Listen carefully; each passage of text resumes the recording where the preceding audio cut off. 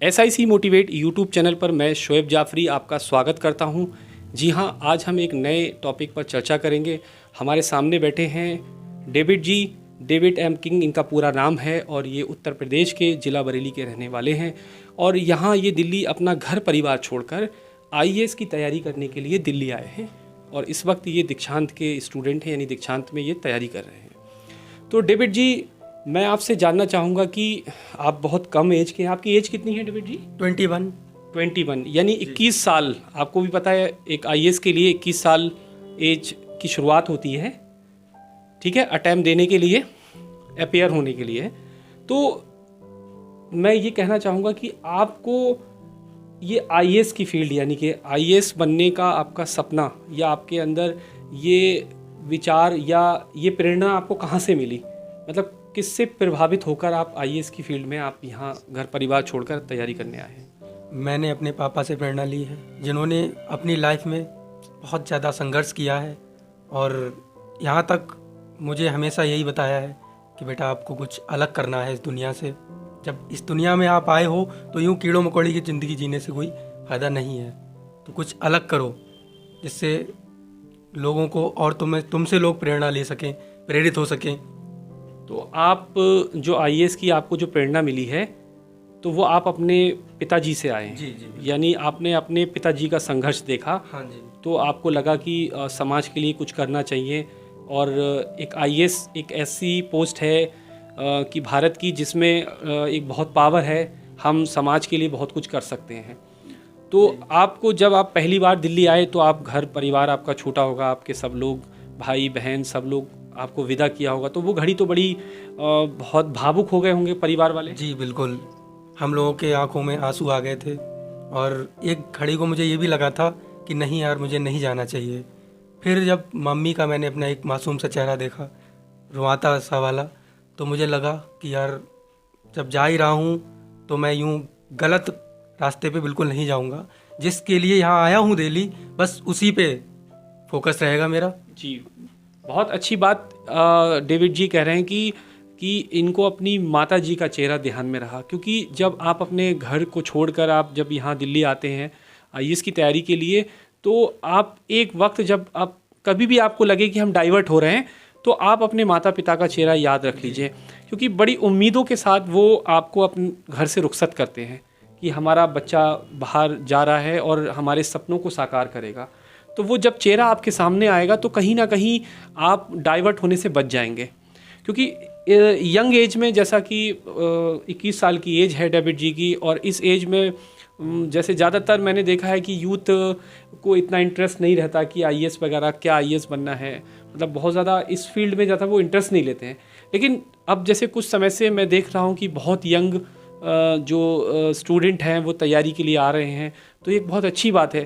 लेकिन डेविड जी, मैंने देखा है कि ज़्यादातर, जैसे हम अगर देखा जाए तो आज के वर्तमान दौर में सोशल मीडिया एक बहुत अच्छा माध्यम है जी। और सोशल मीडिया एक बहुत बड़ी ताकत यानी बहुत बड़ी ताकत के रूप में उभर रहा है, क्योंकि सोशल मीडिया पर आज के टाइम में आप अपने रोज़गार से लेकर आप अपनी कला, अपना टैलेंट और अपनी राजनीति, हर चीज़ें आपको सोशल मीडिया पर मिल जाएंगी।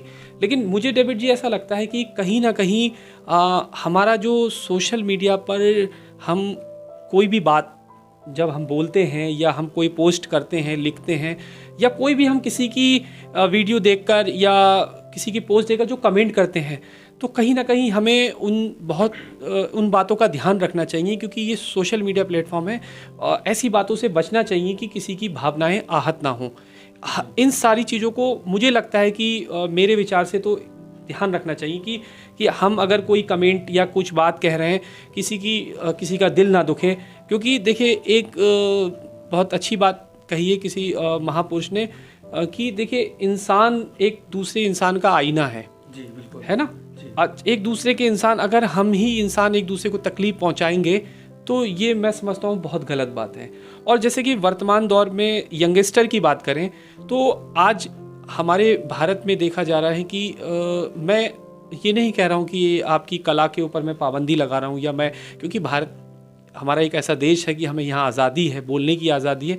लेकिन मुझे लगता है कि हमारी आज़ादी से कहीं ना कहीं अगर किसी की भावनाएं आहत हो रही हैं या मतलब हमारे विचारों से हम किसी को तकलीफ पहुंचा रहे हैं, तो कहीं ना कहीं वो गलत है। मुझे लगता है ना, बिल्कुल जी। कि ऐसा नहीं करना चाहिए। हाँ जी, बिल्कुल ऐसा नहीं करना चाहिए, है ना। हाँ। तो वही है कि डेविड जी, ये देखा जा रहा है कि लोग बोलते चले जाते हैं, ये नहीं देखते हैं कि मतलब किसी को तकलीफ पहुंचेगी, ये सोशल मीडिया पर ये बात हम कह रहे हैं तो किसी को बहुत तकलीफ होगी, तो उनसे बचना होना चाहिए। और जहाँ तक यंगस्टर की मैं बात कर रहा था, तो वर्तमान दौर में डेविड जी, यंगस्टर जैसे कि आप एक इतने यंग हैं और आपका जज्बा, आप अपने परिवार और माता पिता को सबको छोड़ के यहाँ इतनी मुश्किल में यहाँ आप IAS की तैयारी के लिए दिल्ली आए हैं। और एक वो ऐसे भी बहुत सारे लोग हैं कि जिन्हें इस फील्ड में आना अच्छा नहीं लगता, उन्हें अपना अलग अलग फील्ड सब ने अपनी अपनी चुनते हैं। लेकिन जो मैं बात सोशल मीडिया की कर रहा था, क्या हमें लगता है कि हम सोशल मीडिया का इस्तेमाल, जो हम यूथ हैं, हम यंगस्टर हैं, कि हम अपनी कोई भी कला, जैसे अगर आपको हीरोइन बनना है, मैं नहीं कहता कि आप हीरोइन मत बनिए, आपको हीरोइन बनना है, आप अपनी प्रतिभा को दिखाइए, लेकिन एक चीज़ का ख्याल रखना कि कहीं ना कहीं आप खुद से सोचिएगा कि मैं अगर हीरोइन बनने जा रही हूँ तो कहीं ना कहीं कि क्या मैं आने वाली जनरेशन्स को मैं क्या परोस रही हूँ, क्योंकि आपके जाने के बाद में जो आने वाली पीढ़ी है वो आपको देखेगी, आप उनके आइडियल हैं। तो या कोई हीरो बनना चाहता है तो उसको अपनी कला को किस तरीके से सोशल मीडिया प्लेटफॉर्म पर रखना चाहिए, तो इन सारी बातों का मतलब ध्यान रखना चाहिए मुझे लगता है। क्योंकि अगर हम इन सारी बातों का ध्यान नहीं रखेंगे तो कहीं ना कहीं हमारे समाज में मतलब, और सिर्फ हमारे यंगस्टर को नहीं, मैं कहना चाहता हूँ उन सभी लोगों से कि जो भी सोशल मीडिया का इस्तेमाल करते हैं, चाहे वो राजनीति की फील्ड में हो, चाहे वो धार्मिक फील्ड में हो, हमें हर एक बात का ध्यान रखना होगा। ये हमारा हिंदुस्तान बहुत खूबसूरत है और हम सभी हिंदुस्तानी एक दूसरे का आईना हैं। तो हम सभी हिंदुस्तानियों को मतलब सोशल मीडिया पे कोई भी बात कहने से पहले हमें ये सोचना होगा हम किसी के लिए कोई बुरी बात ना कहें या कुछ गलत तरीके से हम ऐसा ना करें कि जिससे समाज में, क्योंकि वीडियो तो बन जाती है कुछ देर की, जैसे आप वीडियो जब बनाते हैं आप, तो उसके बाद वीडियो बनने के बाद आपको उसी समाज का हिस्सा हैं, आप समाज में जाते हैं।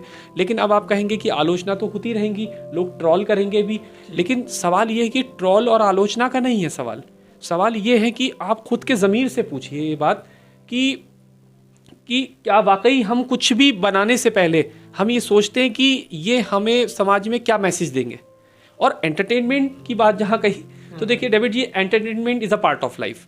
मनोरंजन ज़िंदगी का हिस्सा हो सकता है, मैं कह रहा हूँ, लेकिन पूरी ज़िंदगी का आप एंटरटेनमेंट बना लें, क्या आपको लगता है कि वो पूरी ज़िंदगी एंटरटेनमेंट क्या ठीक है? ये नहीं, बिल्कुल नहीं है ना कि पूरी लाइफ को लोग एंटरटेनमेंट बना लेते हैं। नहीं। तो ऐसा नहीं होना चाहिए, मनोरंजन कीजिए, क्योंकि आज की इस भागदौड़ भरी ज़िंदगी में तनाव, लोग इतने डिप्रेस्ड हैं, बहुत सारे, जैसे कि कोविड आने के बाद से बहुत सारी मुश्किलों का सामना करना पड़ा है लोगों को, लोगों के कारोबार ख़राब हुए, सारी चीज़ें। तो वही चीज़ हम फिर अपने उस पर लौट रहे हैं, क्योंकि हम बात कर रहे थे कि यंग एज में ये अपना परिवार छोड़कर डेविड जी हमारे सामने बैठे हैं। डेविड जी, आपके नज़रिए से सोशल मीडिया का इस्तेमाल हम किस तरीके से हमें करना चाहिए? मतलब आप हमारे जो स्टूडेंट हैं, वो जो हमें देख रहे हैं, इस वक्त सुन रहे हैं, तो आप क्या कहना चाहेंगे कि आप उसका इस्तेमाल किस दिशा में करना चाहिए हमें? सोशल मीडिया एक बहुत ही अच्छा प्लेटफॉर्म है और हम जैसे यंग और जो IAS की तैयारी कर रहे हैं उनके लिए बहुत ही अच्छा है कि ऑनलाइन क्लासेस जो भी हमें प्रोवाइड कराई जाती हैं दीक्षांत से। जैसा कि अभी कोरोना की वजह से लॉकडाउन लग गया था तो हम लोग क्लासेस ऑफलाइन नहीं कर पा रहे थे, तो इसीलिए ऑनलाइन क्लासेस। जी बिल्कुल, हाँ, सर ने कहा था कि ऑनलाइन। बहुत अच्छी बात कही, जैसे कि यूट्यूब से लाइव हो रहे हैं या आपके बहुत सारे अदर ऐप हैं जिनके ज़रिए लाइव स्ट्रीमिंग होती है। तो एक सोशल मीडिया का माध्यम है, मोबाइल है, और उससे ये क्लास देख पा रहे हैं पढ़ाई के उसमें। तो सिर्फ अगर मैं यही कहना चाह रहा हूँ कि अगर कोई आपको लग रहा है कि आपके अंदर कोई टैलेंट है, तो टैलेंट का दिखाने का तरीका क्या होना चाहिए? आपको क्या लगता है कि आप कुछ भी आके आप कर जाएं, ये अच्छी बात है? नहीं, मतलब आपको सोचना समझना होगा, है ना। हम यूथ हैं, देखिए हम सब भारत के सभी लोग जितने भी हैं, हम आने वाली पीढ़ी के लिए एक आदर्श का रूप है। मतलब हम उनके आदर्श हैं, तो हमें क्योंकि दुनिया में हमेशा नहीं रहना है। क्योंकि आप ये सोचिए, चंद दिन दुनिया के लिए में रहने के लिए आए हैं और फिर आप दुनिया से चले जाएंगे, तो आपको आने वाली पीढ़ी देखकर क्या कहेगी, क्या रिएक्ट करेगी कि हमारे जो बड़े थे हमसे, तो पूर्वज थे, वो उन्होंने क्या किया, है ना। तो देखिए, आप मेरी बातों को वो मत गलत वे में मत लीजिएगा कि मैं सोशल मीडिया का मैं पाबंदी लगा रहा हूँ, ऐसा कुछ भी मेरा कहना नहीं है। देखिए, मैं भी यूट्यूब चैनल बनाया है, SIC मोटिवेट चैनल है, और मैं बस यहाँ पर उस तरह की टॉपिक पर चर्चा मैं कर रहा हूँ कि ताकि कहीं ना कहीं आपको कुछ सीखने के लिए मिले। आप इस चैनल के माध्यम से IAS की तैयारी करने वाले, या जो IAS के अलावा भी जिसको अगर कुछ भी बातें इसमें अच्छी लगें, तो वो अपनी ज़िंदगी पे ज़रूर इम्प्लीमेंट करे। कोई भी बात या कोई अच्छी बात बताने के लिए कोई छोटा और बड़ा नहीं होता है। इसमें अगर कहीं से भी हमें अच्छी बात मिली तो हमें अपनी ज़िंदगी में उसको अमल करना चाहिए। तो डेविड जी, अभी जैसे आपका क्या रूटीन है, बताएंगे आप कैसे, मतलब आपका उठना कब है, आप सोते कब हैं, तैयारी कैसे कर रहे हैं अभी, क्योंकि कोविड का टाइम चल रहा है, ऑनलाइन क्लास कर रहे हैं। हाँ जी। तो कैसे बताइए थोड़ा हमारे छात्रों को। तो मैं ये कहना चाहूँगा, मैं उठता हूँ, मेरे उठने का टाइम तो कुछ नहीं है, जब भी आँख खुल जाती है 9 या 9:15 मतलब सर्दी के मौसम में अभी हाँ, आप 9 बजे उठ जाते हैं। और पढ़ाई का कैसे रूटीन है, आप कैसे पढ़ाई कर रहे हैं अभी? अभी तो ये है, क्लासेस हैं, कभी ऑनलाइन भी ले लेते हैं, और कभी नहीं भी ले पाते हैं तो रिकॉर्डेड हो जाती है, वो शाम को ले लेते हैं। अच्छा, क्या आपको लगता है कि IAS की तैयारी के लिए एक कंटिन्यूटी, यानी कि लगातार रोज़ पढ़ना ज़रूरी है? ये नहीं कि मतलब जैसे आपने आज पढ़ा 4 घंटे और कल 1 भी घंटा ना पढ़ा, इससे तो हम कहीं ना कहीं अपने एम को पूरा नहीं कर पाएंगे। जी बिल्कुल। इसलिए रोज़ पढ़ना ज़्यादा ज़रूरी मुझे लगता है। हाँ जी बिल्कुल। लेकिन और जितना भी पढ़ रहे हैं, हमें जितने टाइम भी पढ़ रहे हैं, पूरा फोकस हमें पढ़ाई पे ही रखना चाहिए उस टाइम पे। उस टाइम में हमारे माइंड में अदरवाइज कुछ आना नहीं चाहिए। जी, बहुत अच्छी बात डेविड जी ने अभी बताई कि जिस वक्त आप पढ़ते हो तो उस वक्त आपके बुक यानी आपकी किताब के और आपके अलावा कोई तीसरा नहीं होना चाहिए। क्योंकि 1 घंटा भी पढ़ें आप, ऐसी शिद्दत के साथ पढ़ें कि ताकि आपसे कोई बाद में चर्चा करे तो आप उस पर बात कर सकें। क्योंकि UPSC देखिए, IAS एक बहुत बड़ी पोस्ट है। IAS बनने के लिए लोग अपना परिवार, अपनी रातों की जो नींदें यानी कुर्बानियाँ दे रहे हैं, है ना। जैसे कि मैंने अभी इससे पहले वाली जो वीडियो में प्रांजन जी का इंटरव्यू में लेने गया था, तो आपने प्रांजन जी की वीडियो को काफ़ी सपोर्ट किया है और काफ़ी तारीफ़ की है, बहुत अच्छा लगा मुझे, और चैनल को भी बहुत सपोर्ट किया आपने। तो वही देखिए, आपके सामने एक यंगस्टर बैठे हुए हैं डेविड जी, जो कि एक जोश और जुनून के साथ अपना घर परिवार छोड़ के आए हैं यहाँ IAS की तैयारी के लिए। तो मैं आपसे यही कहना चाहूँगा कि आप एक दूसरे से तो मोटिवेट होंगे, मोटिवेट हम किसी से भी हो सकते हैं। अगर हमें लगता है कि वाकई ये हमसे ज़्यादा जुनूनी है, पढ़ाई करें, तो हमें उसे सीखना होगा। तो मेरा चैनल का माध्यम बनाने का यही पर्पस था कि मैं आप UPSC की तैयारी करने वाले सभी एस्पिरेंट्स को एक दूसरे से मोटिवेट, मतलब एक दूसरे की संघर्ष को दिखाऊं और उसको देख के आप मोटिवेट हों। तो मैं लास्ट आपसे एक क्वेश्चन और पूछना चाहूँगा। दिल्ली आने के बाद आपको जैसे यहाँ कैसा फील, कुछ अकेलापन या कुछ इस तरह की कैसा लगा? आप दिल्ली में आए एकदम से घर परिवार छोड़ के। हाँ, स्टार्टिंग में कैसा लगा? स्टार्टिंग में लगा था कि यार ये मैं क्या करने आया हूँ, लगा कि थोड़ा सा डाइवर्ट हो रहे थे। हाँ बिल्कुल। फिर अचानक से मम्मी पापा का चेहरा आया कि उन्होंने इतने स्ट्रगल करके, संघर्ष करके इतना, और मुझे यहाँ तक भेजा है, तो क्यों ना मैं उनके सपनों को साकार करूँ। जी बिल्कुल जी। तो डेविड जी के साथ हमारी चर्चा चल रही थी। हमने आज बात की सोशल मीडिया प्लेटफॉर्म की, और हमने बात की UPSC की तैयारी इतने कम एज में, मतलब यंग एज में ये करने आए हैं अपना घर परिवार छोड़कर। और मैं उन सभी सोशल मीडिया पर जो भी लोग सोशल मीडिया का यूज़ करते हैं, वो जो यंगस्टर से मैं कहना चाहूँगा, देखिए हमारे सामने आप ही के जैसे एक यंग डेविड जी बैठे हुए हैं, और आप अपनी फील्ड में आपको लगता है कि जो भी आपके अंदर टैलेंट है वो आप दिखाइए। लेकिन मेरी आपसे रिक्वेस्ट और गुजारिश है, क्योंकि आप इस समाज का हिस्सा हैं, इस भारत के नागरिक हैं, ये मुल्क है आपका, और आपको इसको रिप्रेजेंट करते हैं। मैं हूँ, आप हैं, ये सभी लोग हम भारत को रिप्रेजेंट करते हैं।